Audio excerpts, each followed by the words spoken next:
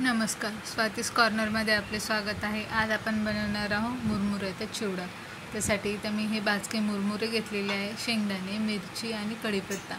इथे घेतलेला आहे हळद, तिखट, मीठ आणि काळं मीठ घेतलेलं आहे आणि अर्धा चमचा मसाला घेतला आहे। हा चिवडा मसाला किंवा आपल्या घरातला गरम मसालाही आपण वापरू शकतो।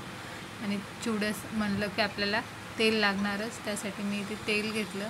तेल कढईत टाकून घेतलं। शेंगदाणे चांगले खरपूस तळून घ्यायचे आहे, कारण की पावसाचं वातावरण असल्यामुळे कधी कधी आपल्या काही वस्तू जर चिवड्यातल्या थोड्या कमी तळल्या गेल्या किंवा तशा राहिल्या तर चिवडा वाकस होण्याची शक्यता असते। हे भाजके मुरमुरे त्याच्यासाठीच घेतले की तो वाकस होणार नाही। आता इथे आपण कढीपत्ता टाकून घेऊ आणि मिरची पण टाकून घेऊ। तर हे दोन्ही आपल्याला चांगलं खरपूस तळून घ्यायचं की अक्षरशः त्या कढीपत्त्याचा चुरा झाला पाहिजे। हातावर घेतल्यावर पूर्ण कडक झालं पाहिजे ते, कारण की जर हे वाकस ठेवलं तर याच्यामुळे बाकीच्याही वस्तू वाकस होतील आणि चिवडा पूर्ण वाकस होईल। आपलं पावसाचं वातावरण आहे सध्या, तर इथे आता तिखट, काळं मीठ आणि हळद हे तिन्ही गोष्टी आपण टाकून घेऊ।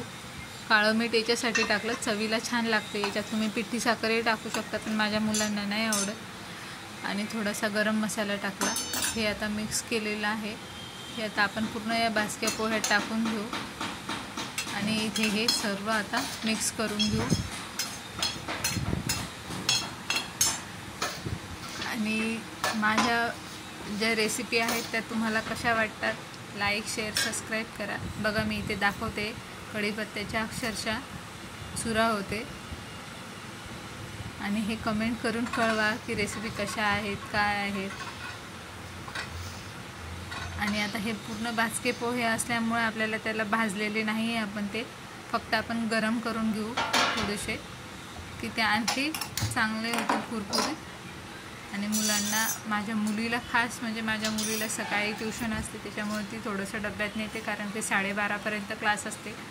तर 9:30 वाजता त्यांचा 10 ते 15 मिनटाचा ब्रेक असते। थोडंसं खाऊन घेतात मुली, चिप्स वगैरे आणतात बाहेरचं, तर मी हे घरी बनवून देते त्यांच्यासाठी। चॅनलला लाईक, शेअर, सबस्क्राईब करा।